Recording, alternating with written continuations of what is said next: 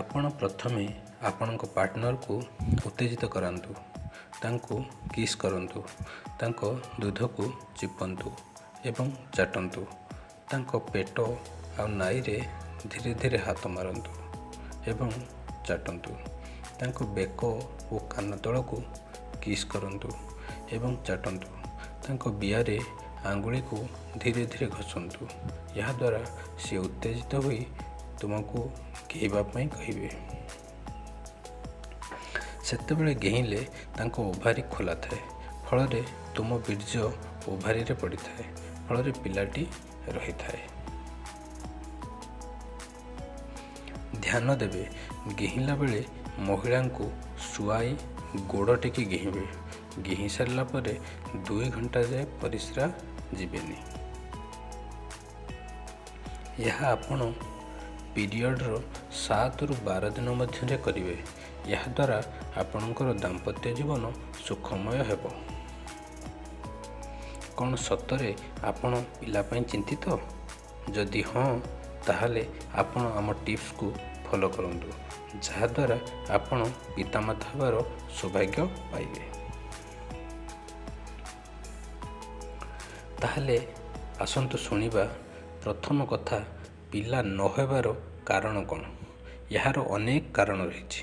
ଆସନ୍ତୁ ଆଲୋଚନା କରିବା। ପ୍ରଥମ କଥା, ବୟସ। ସାଧାରଣତଃ ମହିଳାମାନଙ୍କର 30 ବର୍ଷ ପରେ ଫର୍ଟିଲିଟି କମିଯାଏ, ଫଳରେ ପିଲା ରହେ ନାହିଁ।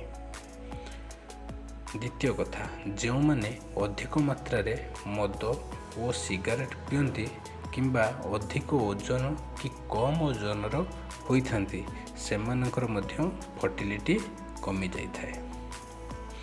ତୃତୀୟ କଥା, କମ୍ ପରିମାଣରେ ସ୍ପର୍ମ ଥାଏ କିମ୍ବା ସ୍ପର୍ମ କାଉଣ୍ଟ କମ୍ ଥାଏ, ତେବେ ମଧ୍ୟ ପିଲା ରହେ ନାହିଁ। ପଞ୍ଚମ କଥା, କିଛି ମେଡ଼ିକାଲ କଣ୍ଡିସନ୍ ପାଇଁ ମଧ୍ୟ ପିଲା ରହେ ନାହିଁ, ଯଥା pituitary gland, ovary syndrome, thyroid. ଏହିସବୁ ପ୍ରୋବ୍ଲେମ୍ ଥିଲେ ଯଥାଶୀଘ୍ର ଡକ୍ଟରଙ୍କ ପରାମର୍ଶ ନିଅନ୍ତୁ। ଏହା ବ୍ୟତୀତ ସେକ୍ସ କରିବା ସମୟରେ କିଛି ଦିଗ ପ୍ରତି ଧ୍ୟାନ ଦେବାକୁ ପଡ଼ିବ, ଯେମିତି ଉପଯୁକ୍ତ ସମୟରେ ସମ୍ଭୋଗ କରିବା, ଅର୍ଥାତ୍ ପିରିୟଡ଼ର 6-7 ଦିନରୁ 12-15 ଦିନ ଯାଏଁ ସମ୍ଭୋଗ କଲେ ପିଲା ରହିବାର ଚାନ୍ସ ଅଧିକ ଥାଏ।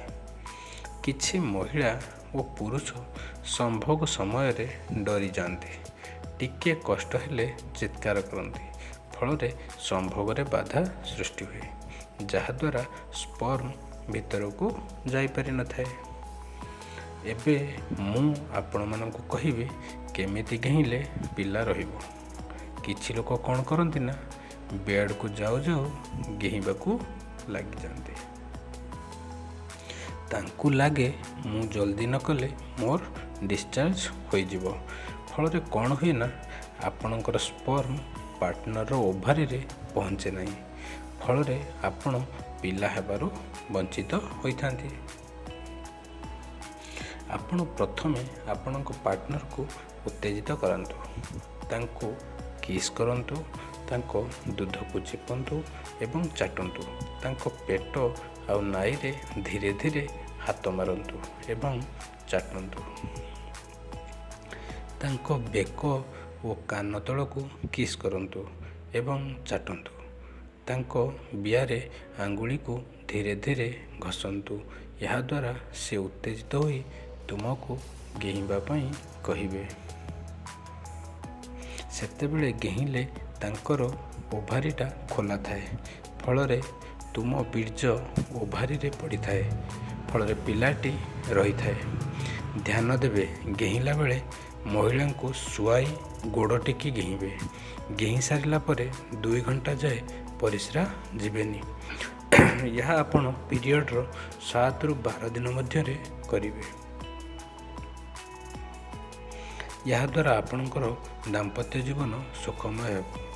ଆମ ଭିଡ଼ିଓଟି ଆପଣଙ୍କୁ କେମିତି ଲାଗିଲା କମେଣ୍ଟ କରି ଜଣାଇବେ ଏବଂ ଆମ ଚ୍ୟାନେଲକୁ ଲାଇକ୍ ଆଣ୍ଡ ସବସ୍କ୍ରାଇବ୍ କରିବେ। ଧନ୍ୟବାଦ।